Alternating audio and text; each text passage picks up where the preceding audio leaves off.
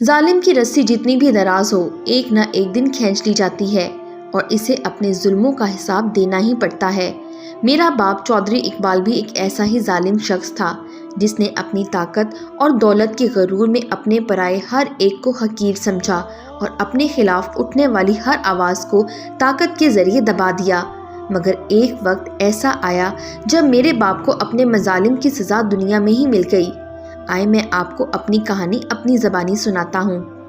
میرا نام چودھری کمال ہے اور میں سرگودا کا رہنے والا ہوں۔ میں نے ایک ایسے گھرانے میں آنکھ کھولی جہاں دولت اور طاقت کا راج تھا۔ میں اپنے باپ کا اکلوتا بیٹا جبکہ میری 2 بہنیں بھی تھیں۔ میرا باپ گاؤں کا چودھری تھا جو جدی پشتی زمیندار تھا۔ پورے علاقے میں سب سے زیادہ کنوں کے باغ ہمارے تھے اور ہر سال زمینوں سے آنے والی قسم قسم کی فصلوں سے ہمارے گودام بھرے رہتے۔ پورے گاؤں میں سب سے بڑی حویلی ہماری تھی جہاں ہمہ وقت نوکروں کی فوج موجود رہتی۔ میرے باپ چودھری اقبال کے ایک اشارے پر سارے کام ہو جاتے۔ کسی نوکر یا کمی کی مجال نہیں تھی کہ وہ سر اٹھا کر میرے باپ کے سامنے کھڑا ہو جاتا۔ میرے باپ کا روح بھی ایسا تھا۔ اونچا لمبا قد، بھرا بھرا صحت مند جسم، سر پر اونچا شملہ اور پیروں میں کھسا پہنے میرے باپ کی شخصیت سب سے الگ نظر آتی۔ مگر اس کے ساتھ ساتھ وہ بہت سخت اور شفاق انسان تھا۔ ذرا سی غلطی یا کوتاہی پہ نوکروں کو پیٹ ڈالتا۔ اپنے سخت چمڑے سے بنے ہنٹر سے میں نے کئی بار اسے نوکروں کو مارتے دیکھا، جس کے بعد ان کے جسموں پر ہنٹر کے نشان ساری عمر نہ جاتے۔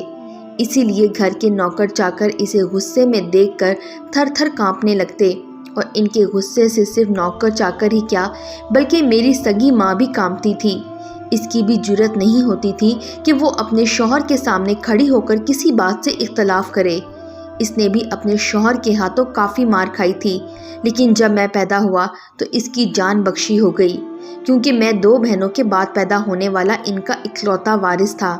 اس لیے میری ماں اب اس کے عذاب سے بچی رہتی، مگر میری سوتیلی ماں شبنم عرف شبو اس کے عذاب سے نہ بچ سکی تھی۔ اگرچہ یہ میری پیدائش سے پہلے کا واقعہ تھا، مگر میں نے یہ واقعہ اپنی ماں اور بہنوں سے سنا تھا، کیونکہ اب حویلی میں شبو کا نام لینے پر بھی پابندی تھی۔ ہوا کچھ یوں تھا کہ میرا باپ اکثر شہر طوائفوں کے کوٹھوں پر جایا کرتا تھا۔ وہاں وہ کئی دن تک رہتا، طوائفوں کے رقص پر پیسے لٹاتا۔ ایسے ہی ایک کوٹھے پر اس کی آنکھ شبنم عرف شبو پر ٹھہر گئی تھی، جو ابھی صرف 18 سال کی الڑ لڑکی تھی۔ مگر جب میرے باپ نے اسے دیکھا تو اسے دیکھتا ہی رہا۔ وہ تھی ہی اتنی خوبصورت کہ سارے بازار حسن میں اس کے حسن کے چرچے تھے۔ ہر کوئی اس کے حسن کا دیوانہ تھا اور اسی کی خاطر کوٹھے پر کھینچا چلا آتا۔ اب جب میرے باپ نے شبو کی ادائیں دیکھی تو اس پر دل ہار بیٹھا۔ میری ماں گاؤں کی ایک سیدھی سادی عورت تھی، وہ بھلا ایسی بازاری ادائیں کہاں جانتی تھی؟ اسی لیے تو میرا باپ شبو پر دل لٹا بیٹھا تھا۔ اب میرے باپ نے دن رات جگن بائی کے کوٹھے پر بسر کرنا شروع کر دیے اور دونوں ہاتھوں سے دولت لٹانی شروع کر دی۔ جگن بائی تو خوشی سے دیوانی ہو گئی، کیونکہ اس کی تو سال بھر کی کمائی ایک رات میں ہو گئی تھی۔ اس نے میرے باپ کو خصوصی توجہ دینی شروع کر دی تاکہ اس کا یہ گاہ مستقل پھنسا رہے اور وہ زیادہ سے زیادہ دولت اکٹھی کر سکے۔ میرا باپ 2 دن گاؤں میں آتا، ضروری کام نپٹاتے اور شہر روانہ ہو جاتے اور جاتے ہی جگن بائی کے کوٹھے کی چوکھٹ پکڑ لیتا۔ اسی طرح وقت گزرتا گیا۔ جب میرے باپ کو پتہ چل گیا کہ اب جگن بائی سے پائی پائی کا حساب چکتا کرنے کا وقت آ گیا ہے تو اس نے شبو سے شادی کا اظہار کر دیا۔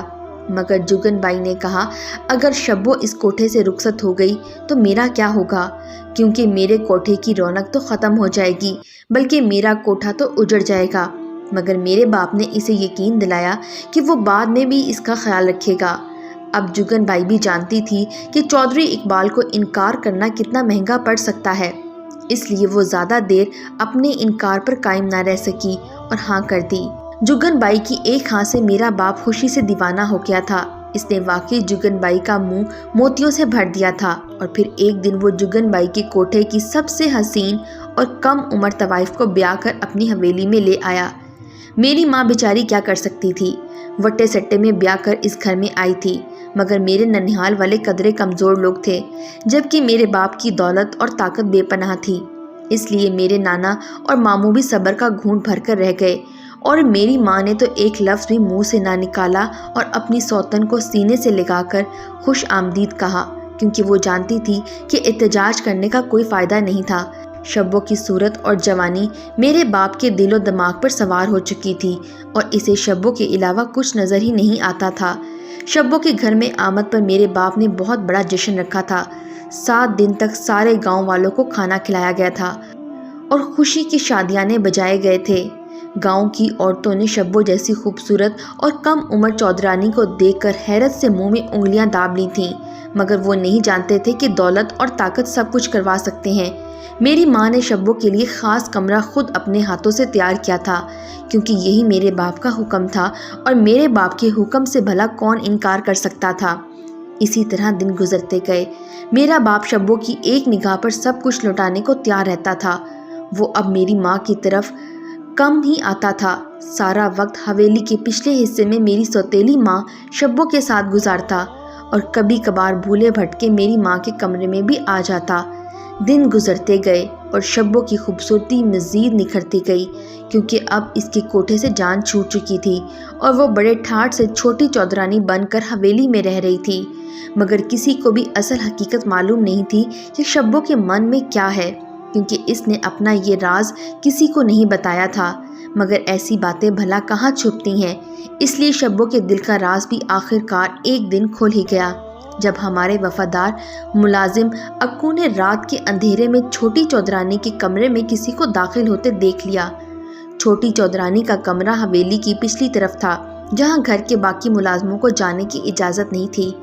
وہاں صرف شبو کے خاص ملازم ہی کام کرتے تھے اور وہ صرف اسی کے وفادار تھے۔ اکو اسی رات میرے باپ سے ملنے وہاں آیا تھا، مگر دبے پاؤں وہیں سے لوٹ گیا اور اس کے دل میں شک بیٹھ گیا۔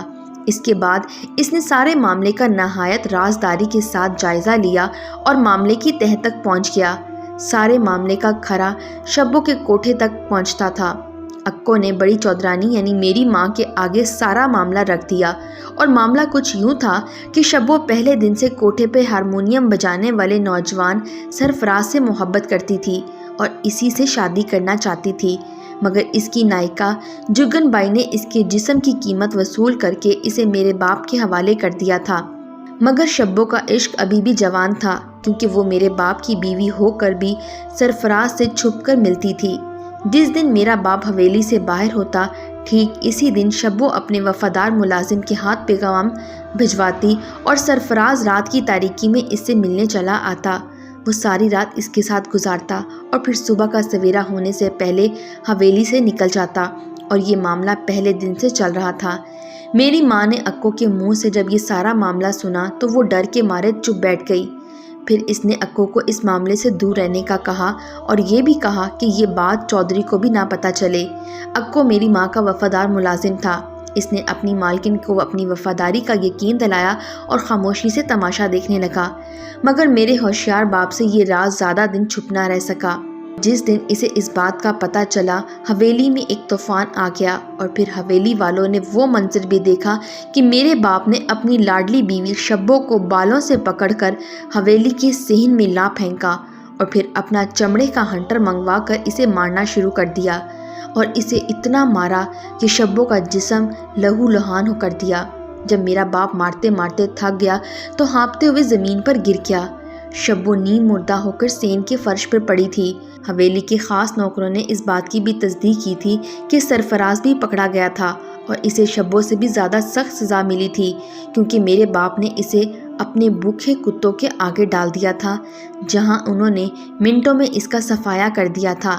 سرفراز تو جلد ہی اپنے انجام کو پہنچ گیا تھا، مگر شبو کی سزا کافی عرصے تک چلتی رہی، اور میرے باپ نے شبو کو اس کی بے وفائی کی ایسی بھیانک سزا دی کہ لوگ سن کر کانوں کو ہاتھ لگاتے تھے، کیونکہ شبو جب تک زندہ ہی رہی تب تک وہ کتوں والے کمرے میں زنجیروں کے ساتھ بندھی رہی، اور یہی نہیں بلکہ میرے باپ نے حکم دیا تھا کہ اسے کھانا بھی کتوں والے برتن میں ڈالا جائے، اسی لیے نوکر اسے کتوں والے برتن میں کھانا دیتے تھے۔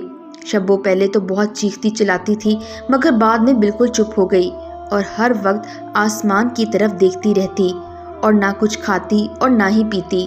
اور اسی طرح ایک دن بھوکی مر گئی، اور یوں شبو کی موت کے ساتھ ہی یہ کہانی بھی حویلی میں دفن ہو گئی۔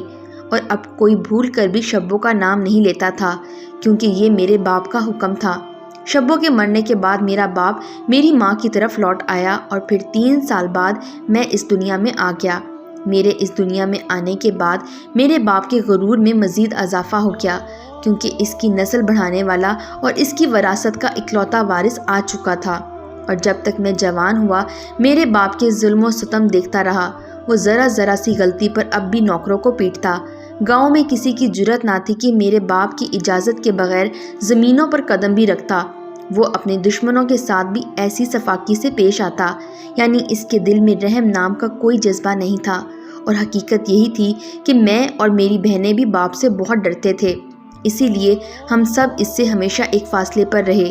جب میں اپنے پیروں پر کھڑا ہوا تو میں نے اپنے باپ کے راستے پر چلنے سے انکار کر کے اپنے لیے خود راستے بنائے، کیونکہ میں دولت اور طاقت کے بل بوتے پر غریب لوگوں سے جانوروں جیسا سلوک نہیں کر سکتا تھا، اور یہی بات میرے باپ کو پسند نہیں تھی۔ خیر، ایک وقت ایسا بھی آیا جب میرے باپ کا سارا غرور ٹوٹ گیا۔ اسے اچانک ہی ایک روز فالج کا اٹیک ہوا، اور اس کا نچلا دھڑ مفلوج ہو گیا، اور وہ مہنگے ترین علاج کے باوجود بھی دوبارہ اپنے قدموں پر کھڑا نہ ہو سکا۔ وہ سارا دن اپنے بستر پر بے حس و حرکت پڑا رہتا۔ میری ماں اس کا خیال رکھتی، مگر اس کی حالت میں بہتری آنے کی بجائے طبیعت مزید بگڑتی گئی۔